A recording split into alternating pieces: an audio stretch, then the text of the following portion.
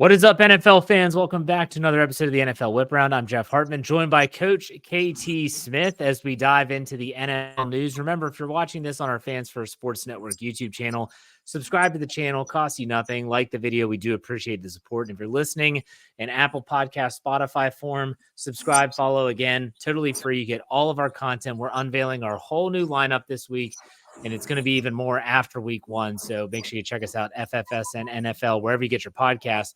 Coach, what's going on, man? You ready for week one? I am ready for week one. It feels like it's been a long time coming, but here we are. And it'll be interesting, man, because I think this is a year that feels like there's no clear-cut winner, so to speak. There's no clear-cut like leader in the clubhouse. I mean, the Chiefs are the defending back-to-back champs. Nobody's ever won it 3 times in a row. So kind of history is stacked against them. So I think it's wide open, and that makes it exciting. It is. And there's been a lot of news. And, we kind of had like that bye week last weekend where there were no games. College football definitely took over that weekend, but there was still news. And I want to talk about the San Francisco 49ers receivers first for a second. We will talk about Brandon Ayuk, but man, I feel like we got to start with Ricky Pearsall being shot in San Francisco. I guess this was after going to or from, I don't know. I'm not going to try and say that it's 100% accurate. An autograph signing. A guy, 17-year-old kid, goes up to him with a gun, wants his Rolex. They struggle. Both are shot. Coach, what do you think about this? My gosh. Yeah, that's an awful story. And it really kind of reminds you about the dangers of being a famous person. Yeah. Especially you and I have talked consistently on this show about these crazy contracts and all this money that these people are making. And they're wealthy, they're young, they're high profile. And oftentimes I think we forget that puts you at risk. And fortunately, this is a society where, unlike some of the things that you're hearing about, like down in Brazil with the Eagles-Packers game, where they're really warning the players about where they go and what they wear and et cetera. I mean, for the most part, players don't have to worry about their security here, but every once in a while, a situation like this arises. It's scary. Very scary. And I'm sure that there are some athletes that are probably thinking like, okay, if I go out, maybe I should just wear just plain old clothes and leave the bling at home for the necklaces, the rings, all of it, because, well, it's just going to draw attention to yourself and you may fall susceptible. But I mean, Ricky Pearsall's had one hell of a professional career to start. The dude's been out with a shoulder injury already all preseason, hasn't really practiced. They were expecting him to return for the regular season. Now, I guess, I think the last I heard, Coach, correct me if I'm wrong, he got shot in like the upper chest and it went through. Thankfully, didn't hit any vital organs, but who knows if he's even going to have much of a season as his rookie year. Right. And I mean, it sounds almost callous to pivot to talk about the football impact. But that's the reality. Yeah. San Francisco has to feel relieved, obviously, that they were able to sign Brandon Ayuk. We'll get to that in a second. But it's been a big drama this offseason for the 49ers, that's for sure. All right, so let's talk about Brandon Ayuk. He does sign that extension with the San Francisco 49ers, guarantees him, I think it's about $30 million a year. It was what he wanted. He wanted that big contract. He ended up getting it with the San Francisco 49ers. What were your thoughts just about the extension in and of itself? It felt like an inevitability that finally occurred. When the Steelers made the offer. Well, first of all, go back even further. When the Browns offered Amari Cooper, and I believe it was like a second-round pick, and Ayuk said no to it, you kind of got the feeling like something. I don't know. This feels like something's up. All right, maybe he legitimately doesn't want to play in Cleveland. Fine, but usually a player in that situation who's demanded a trade, and then you get an opportunity to go play for a pretty good franchise, you would take that. But then the Steelers make their offer, and the longer that Ayuk went without making a decision, the more it just felt pretty obvious that he was trying to leverage the 49ers and that inevitably he would return to San Francisco. So good for him in the sense that he got what he wanted. I don't admire the tactic, but it's proven to be an effective one, because this is 2 years in a row now, a high profile player in San Francisco. has held out and got what they wanted from that franchise. Yeah, because it was 2 years ago, wasn't it? Deebo Samuel, who was holding out last year, was Nick Bosa. This year was 2 players, and Trent Williams, who still has yet to report, and Brandon Ayuk. The 49ers are going to have to pay Brock Purdy. And so you're wondering if with Trent Williams, and I don't know how they're going to pay everyone. It doesn't add up. But who do you think were some winners and losers in the aftermath of this Ayuk deal, though? Well, Brock Purdy's a winner because he gets a major target. He did not have a good preseason. And again, you don't read too much into that. But without Ayuk in the lineup, and Pearsall in the lineup, put a lot on the shoulders of Kittle and Deebo Samuel. Obviously, now you add Ayuk in, and San Francisco is kind of back to, at least at the skill positions, having what they had last year. And that helps Brock Purdy a lot. Ayuk's obviously a big winner, man. He pockets $120 million. I think he's getting like $70 million guaranteed. That's obviously huge for him. I'm curious as to how it affects the next receiver who's up, like T. Higgins, who's been franchised in Cincinnati. He's up for an extension next year. The wide receiver market, we've seen it pretty much set now at about $30 million a year for the top guys, because there's been 4 or 5 extensions that have all paid top receivers in that market. So T. Higgins has to be happy. It bodes well for him. It'll be interesting what it says for Jamar Chase, because he's 2 years away from an extension. But my gosh, if he continues to be Jamar Chase, what's he going to get 2 years from now? So, it's just further evidence that the wide receiver market is robust, to say the least. And Jamar Chase has already said, he held out of most of preseason, saying like he wants a new deal. Like he's not even willing to go throughout his whole rookie contract. It's going to be dicey. But I would say for me, the losers here are the fans and the fan base, especially fans of the Steelers. And no, I'm not talking about the fact that Brandon Ayuk is not a member of the Steelers in 2024 and beyond. The fact that it seemed like this more than any other situation or scenario that I've seen as being a fan and someone that covers the Steelers from afar. So many reports and sources and all this stuff. It just seemed like it was on overload. And I feel like now Steeler fans, they don't know who to trust. Like they literally are just like, this guy said that this was a guarantee, didn't turn out. This guy said this. It's a lose-lose situation in that regard. But yeah, I think that the fan base ultimately are the big losers here, because the Ayuk saga was just that. It was a saga from the draft all the way until it was finalized. Yeah, and again, if Ayuk was really orchestrating all of this, then he did it masterfully. Absolutely. If the Steelers were really serious about this, and by serious, I mean, like if the Steelers were really pinning their hopes on bolstering their wide receiver room by acquiring Ayuk, then this is a big fail for them, because they haven't added anybody to what feels like a receiver room that's a little bit short. It feels like the Steelers need to make a move at wide receiver. And if this was the move that they were all in on, then that's a big swing and a miss for the Steelers. I'm not convinced that this was the one that they were just all in on, but at the same time, it's hard to walk away from this and say like that they didn't get played. Yeah. And like you said, kudos to Brandon Ayuk, because he played the hand that he was dealt. He played it masterfully. Absolutely. Yep. All right, let's go to our next topic. The NFL finally kicks off the regular season this Thursday with the Baltimore Ravens going to the Kansas City Chiefs as the Chiefs unfurl their latest Super Bowl banner. Then on Friday, you already mentioned this game, the Eagles and Packers down in Brazil. Are you a fan of spreading and opening up the week over a few days? We've always had the Thursday game, but adding a Friday game opposed to just one big Sunday. How do you like the scheduling of things?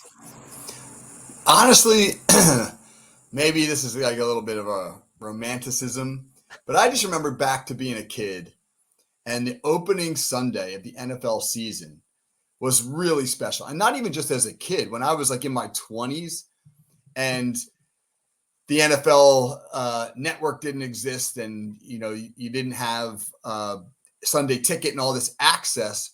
I used to go to the bar, because there'd be some bar in town that would have all the games on. They'd have some massive satellite dish on the outside, and they'd get all the games. And you'd have all the fans of all the teams in their little corners of the bar, rooting for their teams, rooting for their guys. And that felt really cool to me, man. I don't know. I always liked it when it was like kind of one big unveil. Like, here it is, opening day. Major League Baseball has like opening day, or at least they did. Now they've even started to kind of bleed it a little bit. I know that there's more money to be made in the current approach, and that's really what's driving the bus. But the whole notion of the whole league kicking off at once, for me, there was a romanticism about that I enjoyed.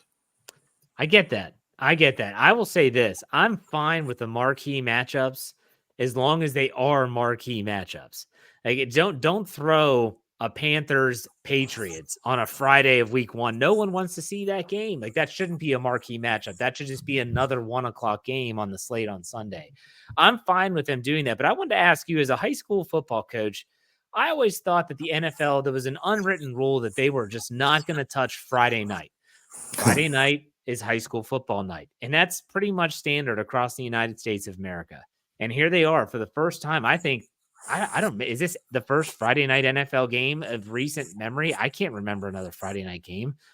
What's your take on that? There was also an unwritten rule that stores wouldn't open until midnight of Thanksgiving because Thanksgiving was supposed to be a special day with your family. Now people are wolfing down their turkey at noon and running out to the damn stores, So, again, man, there's money to be made, and that's really what's fueling all of this. And the NFL this year is going to play on every day of the week except for Tuesday. So it just, again, will it become like college football where you're not, you don't know who's playing when? That would be a shame if it did. But at the same time, I think as long as they keep drawing the eyeballs, which they probably will, then you're going to get more of this. But as a football coach, a high school football coach, does it piss you off that Friday night is going to be an NFL game, and yet you'll probably have a game yourself? Only if the Steelers are playing on Friday night. I got to miss it. Fair enough. I think it's going to be a good slate of games, though. I think that these two matchups on Thursday and Friday are going to be pretty much must-watch television for those that love NFL football. I think it's a phenomenal slate of games to start. Do you agree? Yeah, and I'm fascinated by the Brazil game, simply because of the carnival and the stands and the way that they will sort of turn that into a party. And how will the Brazilians react to NFL football? We've seen the European reaction, but this is a different culture and a different atmosphere. And will it have that sort of same vibe to it? So I think that's a really and then, of course, Philly and Green Bay is a great game. So I think it's really intriguing. I also am anxious about the turf. For some reason, whenever the NFL plays overseas or in a different country, I'm always fascinated by the surface, meaning a lot of times the grass there is not similar to the grass in the U.S. The standards that we have for NFL stadiums are not the same as, say, like a soccer stadium. I'm going to be interested to see, are guys losing their footing? Is it getting torn up? We've seen that in the early stages of when they started going to Europe. Some of those surfaces were just not conducive to much. So I'll be interested to see. I'm definitely going to watch no matter what. But let's talk about the opening slate of games, our next topic. Give me one game from the opening weekend that really intrigues you and why. I'll let you go first. Well, I mean, I'm going to pick the Jets at San Francisco, but not necessarily because of the Aaron Rodgers subplot. That's a good subplot, no doubt about it. Aaron Rodgers comes back after a year away, losing his 2023 season to that Achilles injury, and he goes back to his hometown area, San Francisco. Grew up in the Bay Area, played at Cal, and he's always romanticized, being potentially a 49er, et cetera. That's a good subplot. But more so, it's the 49ers. I'm interested in what they're going to look like. I think Ayuk not having, he practiced with them, but hasn't had any live reps. Missing Williams is a big deal, man. Benjamin Solak of ESPN did a really interesting piece in which he showed the EPA, the adjusted EPA for the 49ers with and without Trent Williams over the last couple of years. And it is significant that they are one of the best offenses in the NFL with him in the lineup. And then in terms of EPA, they're just an average offense without him. And this is a really good Jets defense. A lot of people think it's kind of a top 3 defense in the league. So I'm really intrigued. I mean, can the Jets go out and win in San Francisco? What would that say? Would that say more about the Jets? Would that say more about the 49ers? That I think is going to be an intriguing result. All right, you said the Monday night game. I'm going to go with Sunday night. I like Rams at Lions. It's a rematch of the playoff game last year. You obviously have the storylines with Jared Goff and Matthew Stafford. Stafford going back to Detroit. And I'm anxious to see what the LA Rams look like. I think we know what Detroit's going to be. I mean, they've made some good additions. They've set a foundation there with Campbell at the helm. I'm anxious to see Puka Nacua, Cooper Kupp, kind of a revitalized running game for the LA Rams last year. And then Matthew Stafford, does he still have it? If you go into that game, meaning if the LA Rams go into Detroit and they win, that's a statement win. And I know it's week one and it's only one game, but that's a statement win for me. Are there any other games, Coach, that you could see on the docket that you're like, this is intriguing for one reason or another? Well, if I try and sort of not see this through Steelers colored glasses, Pittsburgh going to Atlanta is interesting for several reasons. Russell Wilson against Kirk Cousins, two veteran quarterbacks in the probably back ends of their careers, starting over with new teams is interesting. Arthur Smith going back to the hometown of the team where he was the head coach for 3 years and they fired him is interesting. He'll probably have a lot of insight on that team that he'll be able to use with the Steelers. Raheem Morris making his debut as the Falcons head coach. So there's a lot of different angles that will make that an interesting game. And I think stylistically, Pittsburgh-Atlanta's an interesting matchup too, because Atlanta now with Zach Robinson as the new offensive coordinator, who was the passing game coordinator with the Rams, kind of running that McVay system, which is all the rage these days in the NFL, versus Arthur Smith kind of running a throwback smash mouth system. So you'd have a kind of an interesting stylistic matchup there as well. Now, if I'm going to pick another one, for some reason I see this on the dock. I'm thinking this is a game that is intriguing to me. It's Cowboys at Browns.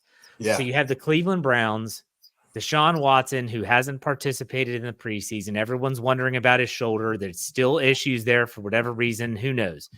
And the Browns defense is supposed to be legit again. It was last year. It should be again this year.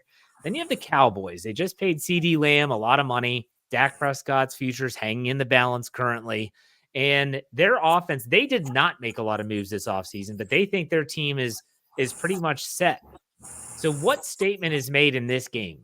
Did the Cowboys go into Cleveland, which is a tough place to play, and Cleveland's going to be a good team this year? Do they go in and throttle the Browns, or do the Browns beat the Dallas Cowboys? And maybe you're thinking, shoot, that loss to the Packers in the playoffs last year, maybe that was more indicative of 2024 than anything else that we saw from the Cowboys last year. I think this game could be sneaky good. What's your thoughts on that? It's an interesting game for all those reasons you just mentioned. The Browns are really banged up on the offensive line.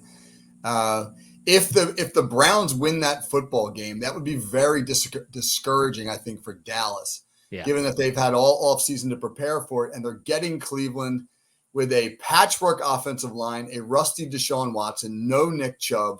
I mean, it would be, if you're Dallas, you got to feel like, hey, man, we need to get this one. This is an interesting game for me personally because Kevin Stefanski, the head coach of the Browns, who I worked with our team this summer, and then the assistant defensive coordinator for the Cowboys is Paul Gunther, who was on my staff last year here at Ocean City while his son was a senior here. So you got those two guys going up against each other. I know that I've talked a lot to those two guys about the matchup, so they're excited for it. It's going to be a good game. And I do like a lot of the games. There are some games on the week one slate. I'm going to tell everyone to check out our podcast that runs on Wednesday for your viewing pleasure, where myself and Wesley Coleman are going to look at the slate of games and be like, can't miss these games.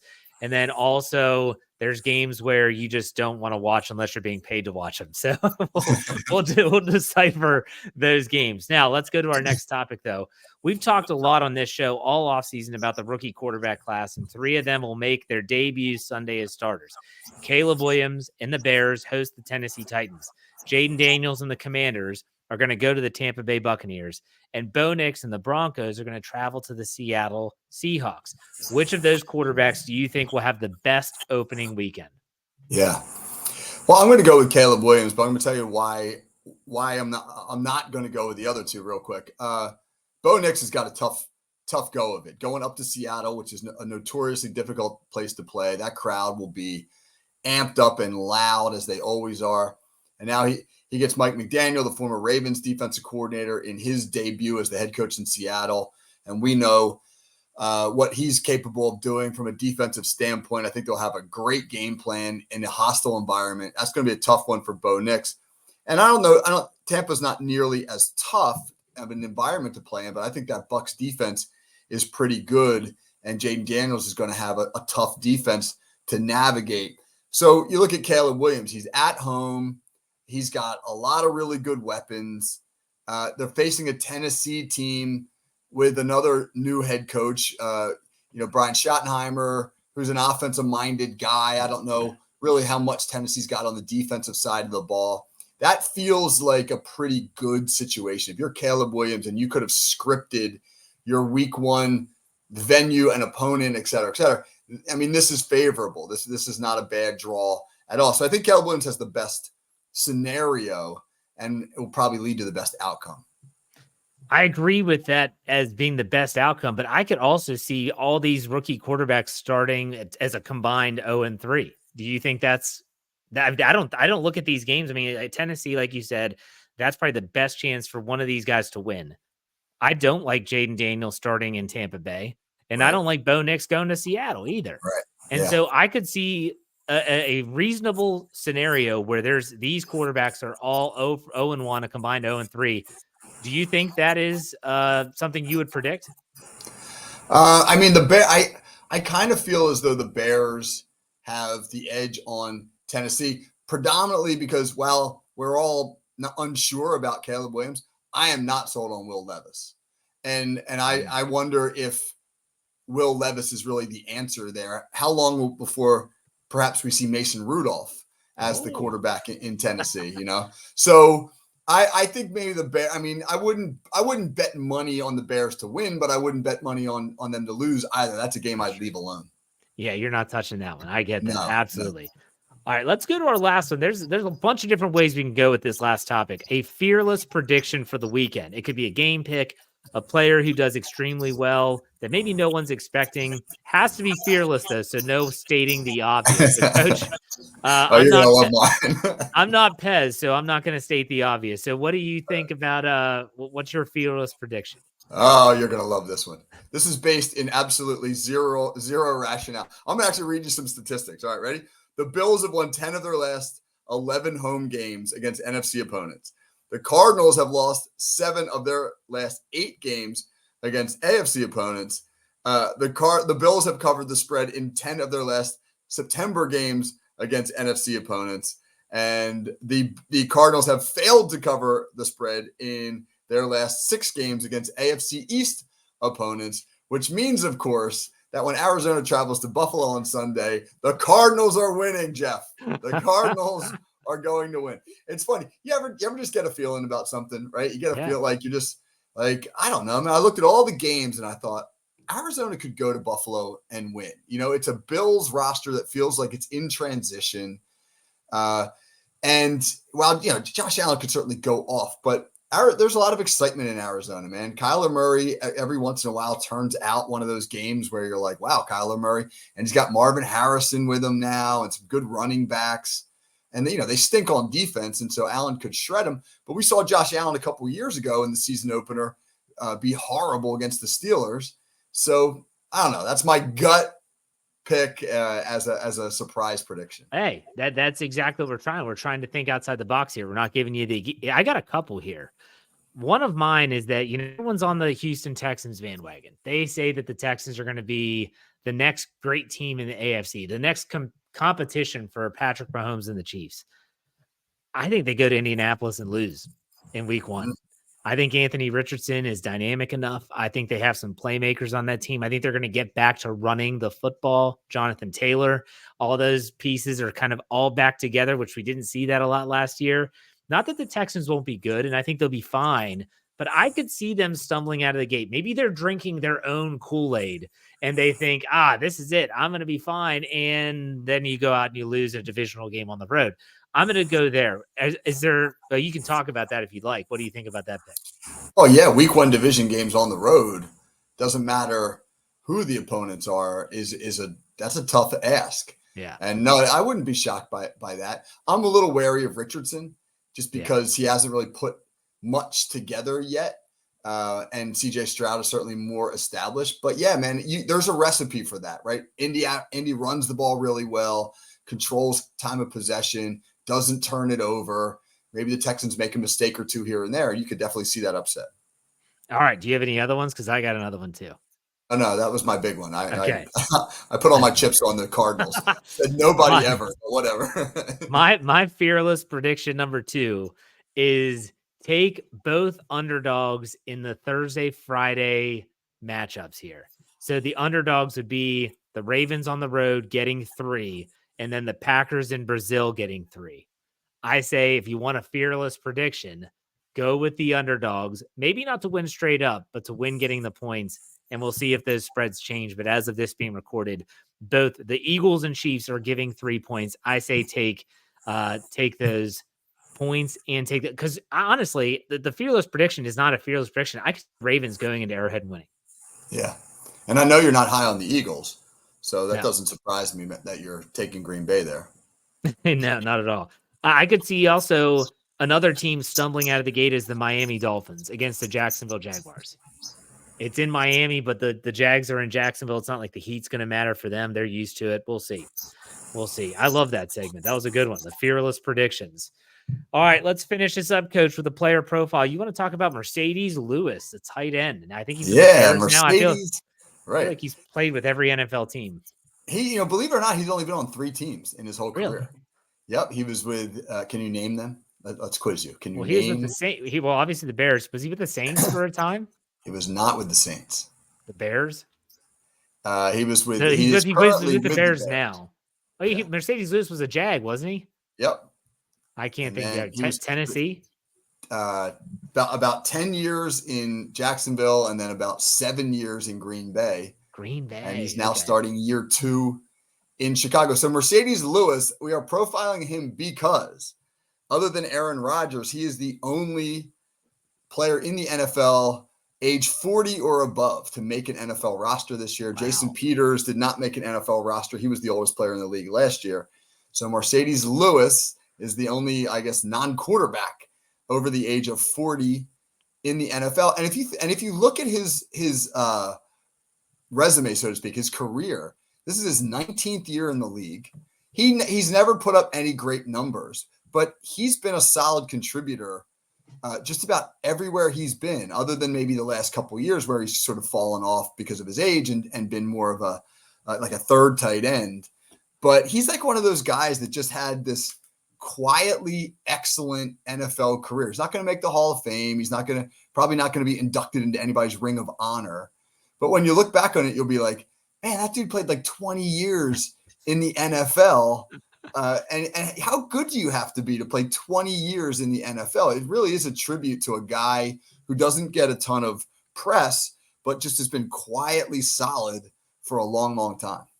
Well, not to mention, I don't think Mercedes Lewis and think he's a one-way tight end, meaning he's a Jimmy Graham or a Tony Gonzalez who's more of a receiver. I felt like he did both. He blocked. He's doing the dirty work. So for him to be in the league that long with that style of play, that says even more to me, because you could talk about Kyle Pitts. Kyle Pitts is not an inline blocker. He is basically just a big receiver. And so him being a tight end and Mercedes Lewis being a tight end are only tight ends because they're labeled the same on the depth chart. That's it. So, man, I didn't realize that Mercedes Lewis is getting up there. That's crazy. Yeah. He entered the league in 2006. And the tight end position was very different then.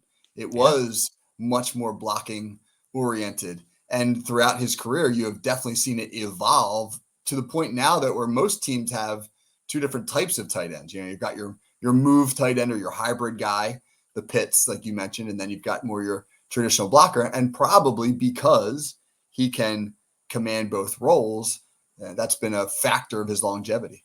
Yeah. All right. This has been a great show, Coach. I'm sure we're both pumped up for week one. It's going to be a lot of fun. But before we do that, let's talk about the call sheet. What do you have coming up there? Right. So we're going to do 5 big storylines of week one. Not some of the obvious things, Rodgers going to San Francisco, et cetera, sort of things a little bit more under the radar. Coaching. I'll give you an example. Like one of them is going to be Terrell Austin's defense in Pittsburgh against Zach Robinson's offense in Atlanta. Terrell Austin, a guy who has shown over the years that he can be pretty good in week one. The Steelers have beaten some good quarterbacks in week one the last couple of years, Joe Burrow, Josh Allen, against Zach Robinson, who will be calling his first game ever as a NFL offensive coordinator. The matchup of the veteran against the rookie, so to speak, is intriguing. So we're gonna look for storylines along those lines and break them down. All right. Yeah. And I listened to your call sheet last week, and that's when I decided I was going to write an article about how bad the 2022 quarterback class was when you talked about that. I was like, because I didn't realize Ritter, he's out there. No one picked him up, I don't think, when he got cut by Arizona. So, right. Gosh, that was bad. And Steeler fans know way too much about that. So there you go. All right, Coach. Thank you as always. Make sure you check out all of our work at fansfirstsports.com. You can check out our Steelers work at Steel Curtain Network, wherever you get your podcasts, and steelcurtainnetwork.com. Make sure you follow along this whole NFL season. It's going to be a lot of fun. Coach, until next week, enjoy week one. Take it easy.